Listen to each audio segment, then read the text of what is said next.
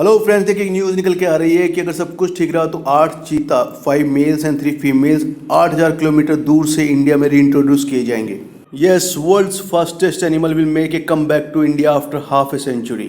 देखिए यादवेंद्र देव झाला जो wildlife institute of India के डीन हैं और वो इस प्रोजेक्ट में भी शामिल है, उनका कहना है कि अब हमारे पास रिसोर्सेज हैं और हैबिटेट भी है कि हम चीता को इंडिया में रीइंट्रोड्यूस कर सकते हैं। और हैरानी की बात यह है कि पहली बार होगा जब इतने बड़े मैमल्स को एक कॉन्टिनेंट से दूसरे कॉन्टिनेंट में इंट्रोड्यूस किया जाएगा कंजर्वेशन के लिए। देखिए चीता की जो सबसे बड़ी आबादी है वो साउथ अफ्रीका, बोत्सवाना और नामीबिया में पाई जाती है। वहाँ तकरीबन 7000 चीता हैं। जो बिग कैट है आखिरी बार इंडिया में 1967 में देखी गई थी।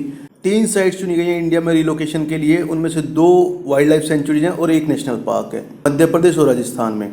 8 चीता का ये ग्रुप जो अफ्रीका से लाया जाएगा मध्य प्रदेश के कूनो नेशनल पार्क में रखा जाएगा, क्योंकि वहाँ पर उनके शिकार एंटीलोप और वाइल्ड बोर की पॉपुलेशन अच्छी खासी है। राजस्थान के टाइगर रिजर्व मुकुंदरा हिल्स में भी उनके री इंट्रोडक्शन की संभावनाएं तलाश की जा रही हैं।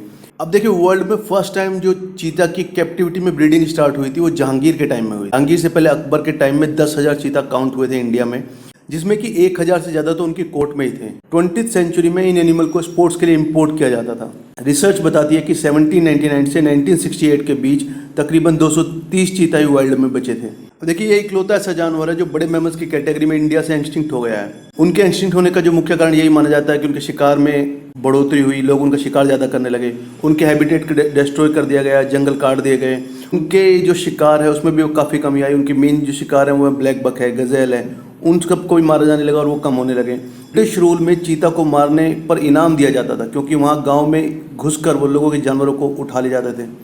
अब इंडिया जो है 1950 से ही चीता को रीइंट्रोड्यूस करने की कोशिश कर रहा है इंडिया में लगातार। 1970 में भी ऐसी कोशिश हुई थी जब ईरान से चीता लाने की कोशिश की गई थी।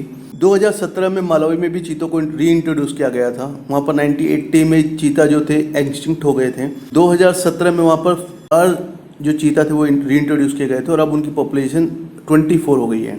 एक्सपर्ट का कहना है कि जो चीता होते हैं बहुत ही अडेप्टेबल एनिमल होते हैं। साउथ अफ्रीका में जहाँ पर चीतों की आबादी का 60% पाया जाता है, वहाँ पर वो डेजर्ट में, सैंड ड्यून्स फॉरेस्ट में, ग्रासलैंड में, वुडलैंड में, माउंटेन में सभी जगह पाए जाते हैं।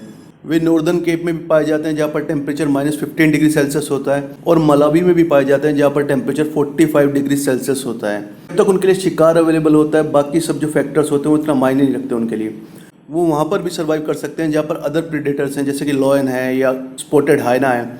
चीतों के साथ क्या कुछ समस्याएं भी हैं। अक्सर क्या होता है, जो चीते होते हैं वो शिकार की तलाश में आसपास के गांव में चले जाते हैं और वहाँ पर वो पॉपुलेशन होती है उनके एनिमल्स पर हमला कर देते हैं। तो मैन और चीता के बीच में कॉन्फ्लिक्ट होता है और अक्सर चीते मारे जाते हैं। जो अदर प्रेडेटर्स हैं लाइक लॉयन है, स्पॉटेड हाइना है, लेपर्ड है, वो भी चीतों को टारगेट करते हैं। एक्चुअली इनमें क्या है ना, कॉन्फ्लिक्ट चलता ही रहता है। सब एक दूसरे को मारने में लगे रहते हैं ताकि शिकार की जो कमी ना हो।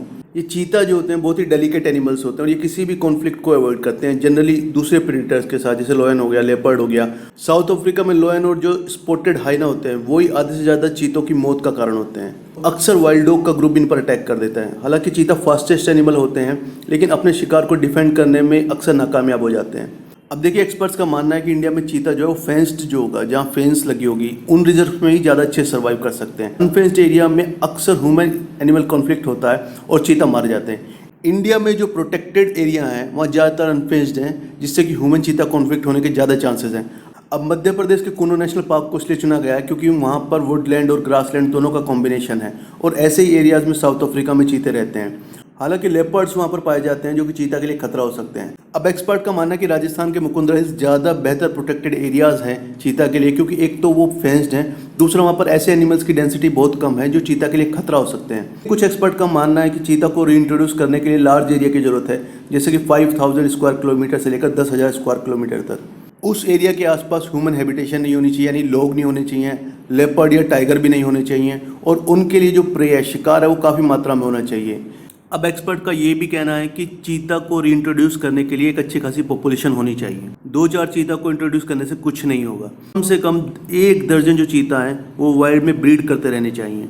लेकिन वाइल्ड लाइफ एक्सपर्ट डॉक्टर झाला का कहना है कि रीइंट्रोडक्शन के लिए कम से कम 20 वाइल्ड कैट होनी चाहिए और आने वाले 5 साल में हम 40 बिग कैट्स को इंपोर्ट करने वाले हैं। तो दोस्तों, वी होप ये प्रोजेक्ट सक्सेसफुल हो, जल्दी से जल्दी इंडिया में चीते रीइंट्रोड्यूस हों, उनकी पॉपुलेशन बढ़े और एक दिन हम इंडिया की वाइल्ड लाइफ में चीते को फुल स्पीड से दौड़ते हुए, उन्हें शिकार करते हुए अपनी आंखों से देख सकें।